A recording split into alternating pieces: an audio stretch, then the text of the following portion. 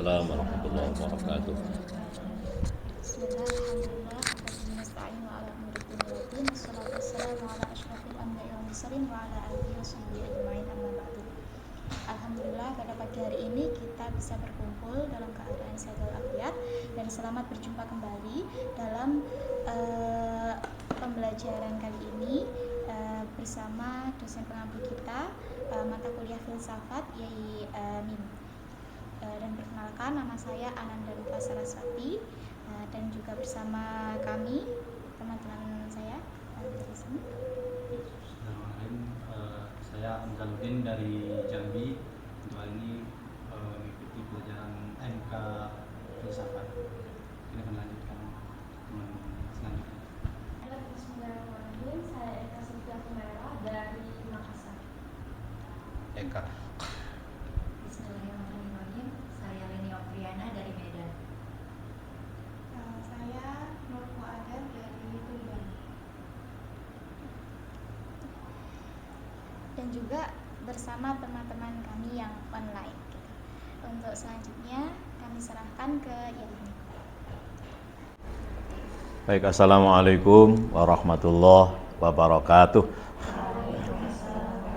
Kenceng sekali lagi, assalamualaikum warahmatullahi wabarakatuh. Waalaikumsalam warahmatullahi wabarakatuh. Baik, terima kasih.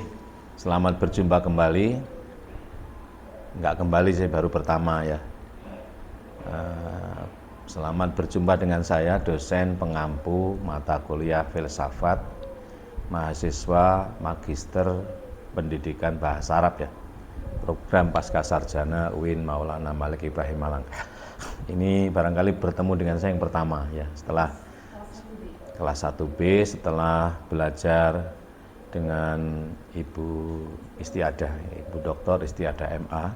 Jadi mata kuliah filsafat ini tim teaching. Ya kalau Bu Is mungkin sudah menyampaikan secara rinci, itu saya akan globalnya. Mungkin agak karena jadi mata kuliah ini filsafat ya. Jadi kalian kalau belajar filsafat dari S1, S2 sampai S3, bahkan di luar kampus pun misalnya mengkaji filsafat itu dari zaman dulu sampai dengan sekarang nanti ya objeknya 3. Objek kajian filsafat itu dari zaman dulu saya belajar sampai sekarang sampai menjadi dosen yang sama, yaitu ontologis, epistemologis, dan aksiologis. Ontologis itu bicara apa, epistemologis itu bagaimana, aksiologis itu untuk apa. Boleh catat, boleh tidak, dengerin aja ya, filsafat itu gini. Jadi kalau belajar filsafat sama saya itu justru nggak usah nyatat gitu. Ya, denger aja nanti habis itu mikir. Ini nanti kan di YouTube kan. Nanti sambil duduk-duduk itu dilihat, didengerin, sambil buang air di WC itu dengan kadang malah dapat paham, walah gitu ya. Ya. Jadi kalau kita belajar filsafat, ya objeknya 3 itu, yaitu ontologis itu bicara apa, tadi bendanya itu, materinya, materialistik kan berarti. Dari ontologis lahirlah teori filsafat materialistik, materialisme, ya toh, dan lain sebagainya. Epistemologis ya toh. Ya. Epistemologis bagaimana ya toh. Nah, lahirlah berbagai teori kepemimpinan dan lain sebagainya itu. Teori-teori praktis. Teori praktis ini berangkat dari landasan berpikir filosofis namanya epistemologis.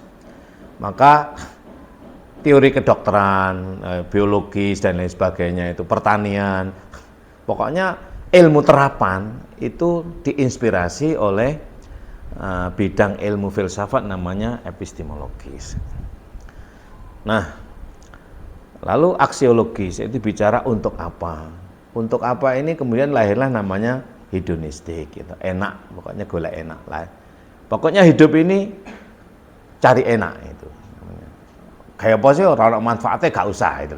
Maka selalu dan selalu kan ada orang itu kalau diajak kayak apa kuwi gak ono manfaatnya, untuk apa itu ya. Nah, orang yang selalu berpikir untuk apa ini kemudian ditangkap oleh filosof semacam Socrates maupun Plato. Oh kalau gitu ya ini.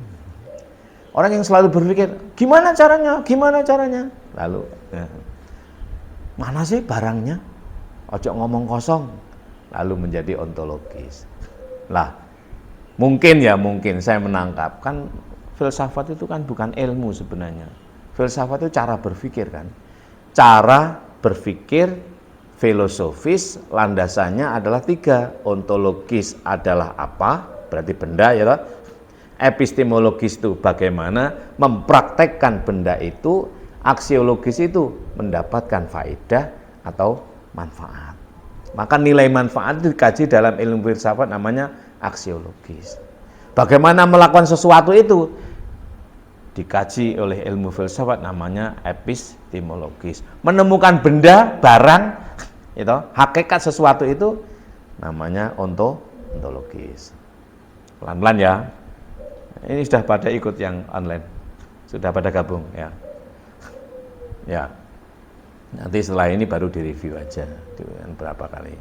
Jadi objek kajian filsafat itu dari zaman dulu bahkan sampai nanti 3 itu. Ontologis itu bicara apa, epistemologis itu bagaimana prakteknya, aksiologis itu adalah mendapatkan nilai guna atau faedah.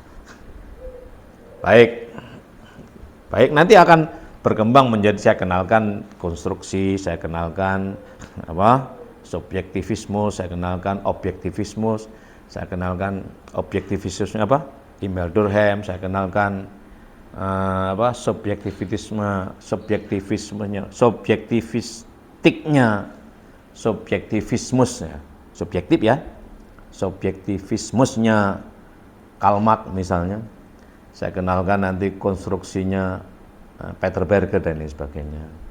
Ini pertemuan pertama nanti aja dulu global dulu aja ya. Nah nanti ini ada integrasi Islam kan?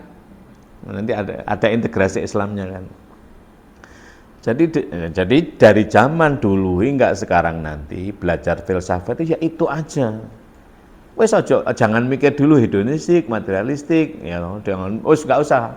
Kalma, nggak usah. Pokoknya 3 hal ini. Apa itu? Ontologis, bicara bendanya, epistemologis, mempraktekannya, aksiologis, mendapatkan nilai guna. Jadi 3 landasan ini adalah landasan filosofis berpikir filsafat ya, berpikir ala filsafat. Nah, maka dia menjadi objek kajian filsafat. Sampai di sini bisa diterima? Ya. Baik. Kenapa kita ini harus berontologis ya? Harus menemukan benda. Makanya bagaimana mungkin kita bisa mempraktekkan sesuatu? Kita tidak akan bisa melakukan sesuatu kalau tidak bertemu dengan sesuatu itu. Kalau hanya kata-kata, kita nggak bisa mempraktekkan kata-kata. Kenapa demikian? Karena sebenarnya benda itu lebih dulu ada daripada kata-kata. Adanya kata-kata itu didahului oleh adanya benda. Maka adanya benda kacamata, adanya kata kacamata, itu sudah ada benda yang ditunjuk oleh kata kacamata. Ini barangnya misalnya. Nah, kalau saya sudah ketemu kacamata adalah ini ontologis namanya. Berarti bukan kacamata yang di rumahmu, bukan kacamata yang di toko. Kalau kacamata di toko kan masih kacamata. Itu kan macam-macam, belum jelas, namanya nakiroh bahasamu ya. Isim nakiroh. Isim ma'rifah itu ma dalla ala syai'in muayyan, ya tak? Wa ma dalla ala syai'in ghair muayyanin nakiroh. Ya tak? Wa ma yadullu ala syai'in muayyan namanya ma'rifah, berarti ontologis. Proses ontologis inilah proses menemukan benda. Contoh kalau sudah saya katakan kacamata adalah ini, ya sudah, bukan yang lainnya.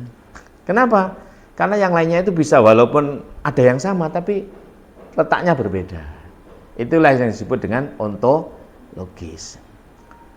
Jadi saya ulang, munculnya kata-kata itu didahului oleh benda. Alias benda itu lebih dulu ada, baru ada kata-kata. Tidak pernah ada kata-kata tanpa menunjuk benda. Maka kalau kita menunjuk atau berlaku berepistemologis atas dasar kata-kata, dipastikan tidak tepat. Kenapa tidak tepat? Ya karena nggak benar. Benar itu ontologis, tepat itu epistemologis. Maka teori kebenaran itu teori ontologis. Maka kebenaran itu bersifat objektif, ya. Kebenaran itu bersifat objektif, ya. Ketepatan itu bersifat subjektif. Pelan-pelan ini ya. Kebenaran adalah ontologis, real, ya, realitas namanya di luar diri kita. Ketepatan adalah subjektif, namanya fakta. Realitas dengan fakta berbeda. Fakta itu pada dirimu bersifat subjektif, fakta atas dirimu berbeda. Tapi realitasnya sama. Realitas satu benda ketika diproses faktualisasi menjadi ketepatan yang tidak sama.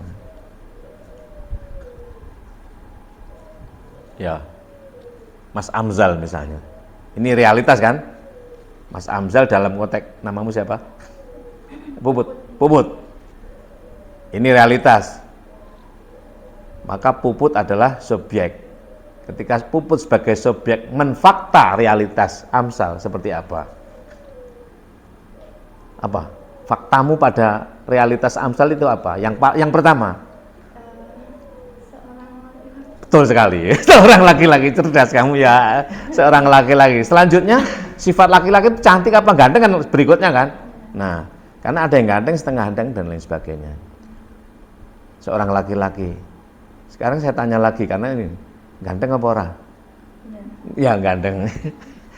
Menarik apa enggak? Menarik. Menarik. Apanya sekarang yang menarik itu? Nah, dia laki-laki, dia ganteng, dia menarik, itu adalah fakta pada Puput. Sekarang saya mau tanya pada Leni, bagaimana? Apa dia realitas Amzal ini? Seorang apa? Laki-laki jelas kan? Kok kamu tahu laki-laki dari mana? Apa tandanya laki-laki itu? Kan harus jelas ya.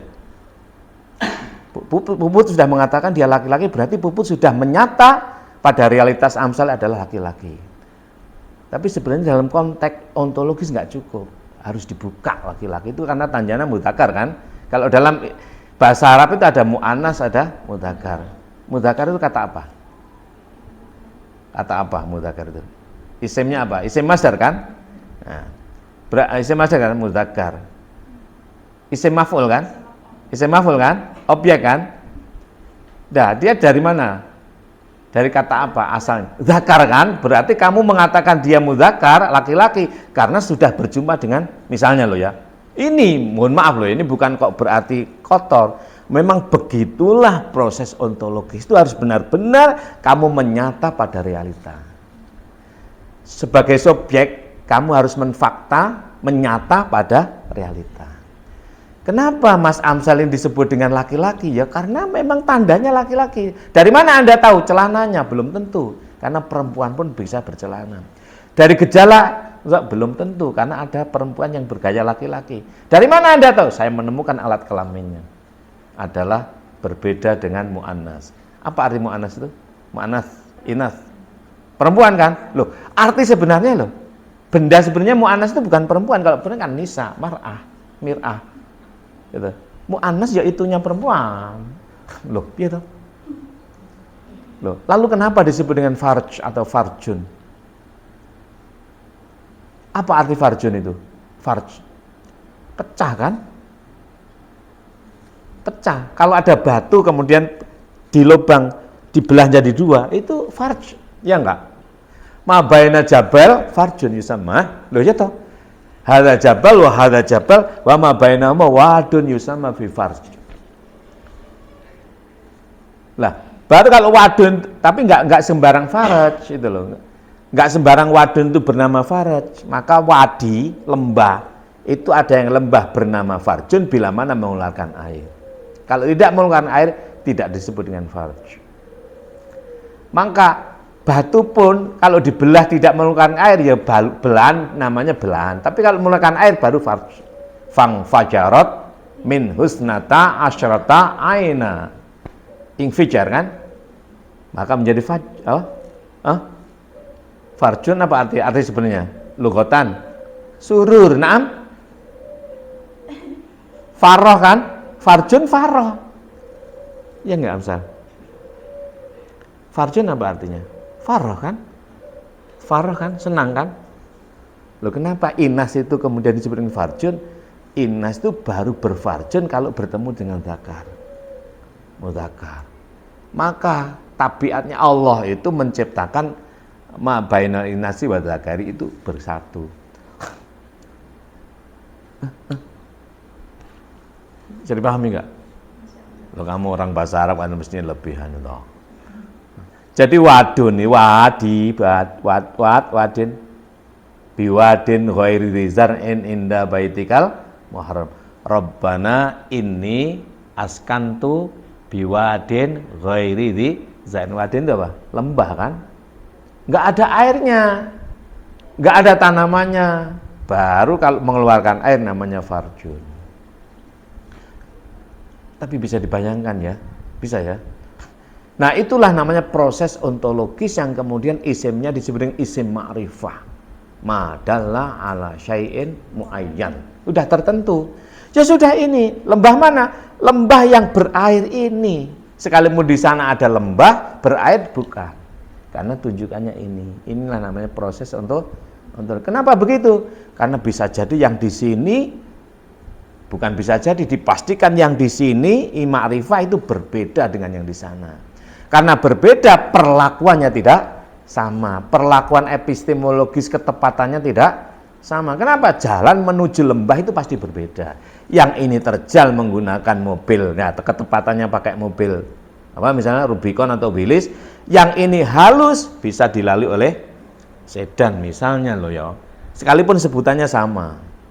Maka isim ma'rifah itu adalah ontologis. Proses filsafat atau proses filosofis ontologis adalah proses ma'rifah.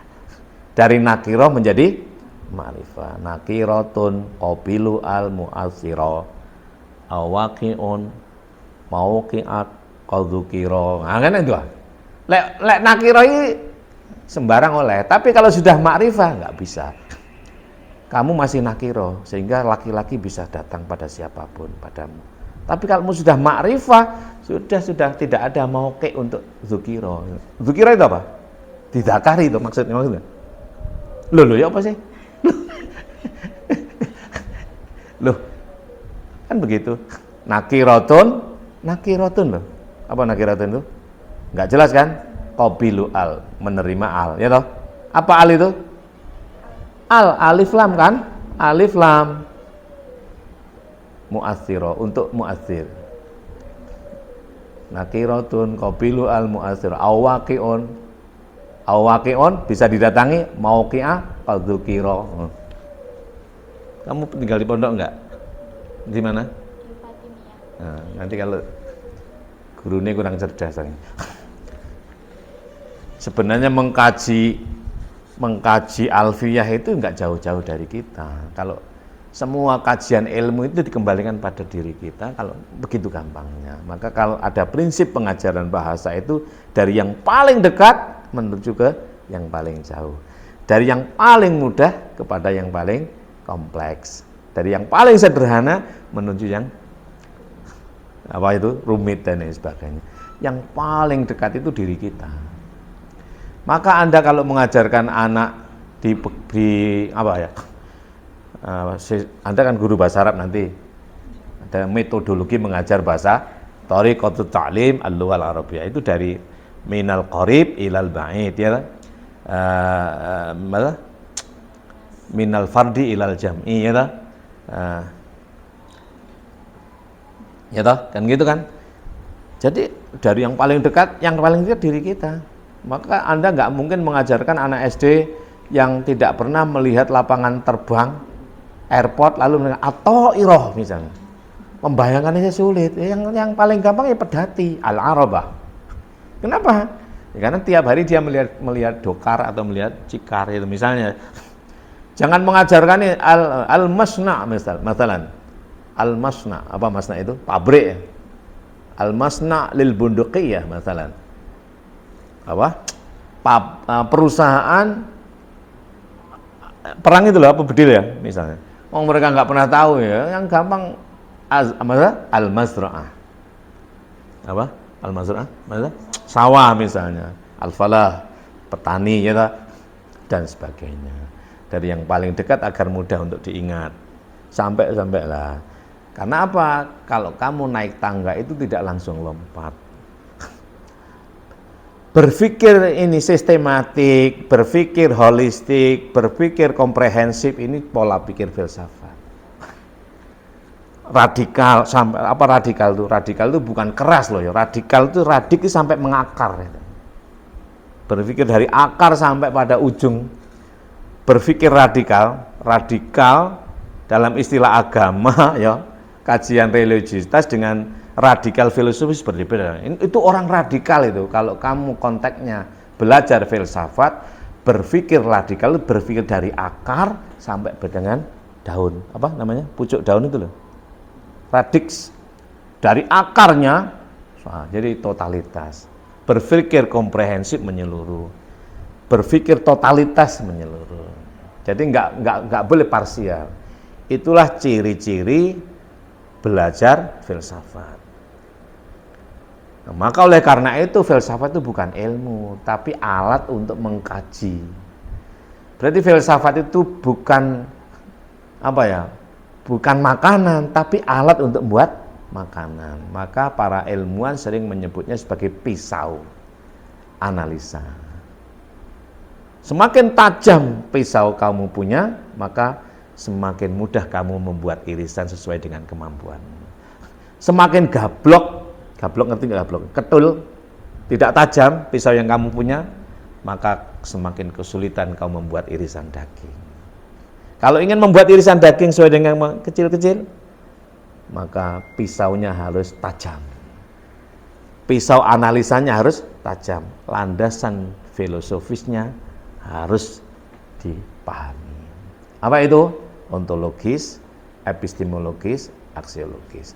Maka realitas dengan faktualitas beda. Maka realitas, fakta, dan data. Nanti kalau dalam penelitian, kamu harus bisa membedakan data, fakta, dan realita. Realita itu di luar dirimu, objektif, apa adanya. Ya toh? Fakta itu oleh dirimu, data yang kamu sajikan. Maka disebut dengan sajian data. Realitas nggak pernah berubah. Yang berubah itu fakta. Mas Amsal dikatakan ganteng, menarik oleh Puput karena di depannya. Coba di belakangnya belum tentu. Apalagi di depan pacarnya. Padahal faktanya, subjeknya sama, faktanya bisa berbeda-beda. Kenapa? Karena situasi dan kondisi. Ditanya oleh pacarmu misalnya, ya Bu Amsal ganteng, jauh harga man, gak ganteng belas. Ya enggak, loh padahal objeknya sama. Tapi kenapa di sini beda enggak? Loh, objeknya sama. Maka realitas itu objektif apa adanya, benar dia. Ya, fakta itu ketepatan. Ketepatan itu subjektif, namanya fakta. Maka kebenaran gandeng dengan fakta akan disajikan menjadi data. Maka jangan Islammu yang kamu tunjukkan karena Islam itu benar. Ya toh? Islam itu harus kamu pertemukan dengan imanmu yang bersifat fakta, subjektif. Iman itu subjektif, Islam itu objektif. Islam asal enggak kamu rubah, benar adanya. Takbir, Allahu Akbar, asal kalimatnya enggak kamu rubah, benar. Tapi kapan dia, di mana kamu ucapkan takbir itu, diperlukan keimanan, ketepatan namanya. Kalau takbir misalnya pas malam Allahu Akbar, benar itu, tepat. Tapi kalau di jalan Allahu Akbar, enggak tepat sekalipun benar. Kenapa benar? Kalimatnya enggak dirubah. Realistik. Maka realitas itu tidak pernah berubah, objektif. Sekalipun Puput mengatakan pada Amsal ganteng, enggak akan berubah, ya tetap aja kayak gini. Terus kamu elek deh, tetap aja kayak gini. Fakta bisa berubah-ubah sesuai dengan ketepatannya, realitas enggak pernah berubah. Ontologis enggak pernah berubah, epistemologisnya bisa berubah-ubah sesuai dengan situasi dan kondisi. Prakteknya memperlakukan benda sesuai dengan kita. Ya toh? Realitasnya mobil ini misalnya. Ya toh? Faktualitasnya Ya karena saya perlu pergi saya pakai. Faktualitasnya saya nggak perlu nggak saya pakai. Perlakuan berbeda, fakta sama. Tapi objektif ontologis tetap nggak berubah. Oleh karena itulah maka ontologis ini melahirkan teori kebenaran, ya toh? Epistemologis melahirkan teori ketepatan. Kebenaran ketepatan namanya konstruksi. Sampai di sini berapa menit lah? Lihat. Baik, ini sampai di sini dulu ya. Objek kajian filsafat, ontologis, epistemologis, aksiologis. Nanti kita integrasikan dikit-dikit ya tentang ke Islam maksudnya. Saya kira begitu dulu. Nanti diputar lagi di YouTube-nya ya. Bolak-balik ngomong karepe. Enggak ada buku, enggak ada tugas. Pokok hadir ya. Sebentar lagi. Jadi pokoknya hadir. Yang hadir online mohon di screenshot lalu di share di grup nanti. Share di grup dan nanti aja disimpulkan. Ya. Baik, ini pertemuan pertama kita akhiri dulu, nanti masuk lagi pada pertemuan kedua. Saya kembalikan kepada moderator Nanda ya namanya. Ya. Terima kasih. Wassalamualaikum warahmatullahi wabarakatuh. Waalaikumsalam warahmatullahi wabarakatuh. Alhamdulillah pada pagi hari ini kita sudah menyelesaikan perkuliahan mata kuliah filsafat. Tadi sudah jelaskan tentang ontologi, epistemologi dan juga aksiologi. Mungkin cukup sekian dari saya. Apabila ada kurang lebihnya mohon maaf. Wassalamualaikum warahmatullahi wabarakatuh. Waalaikumsalam warahmatullahi wabarakatuh. Setting sebentar dulu.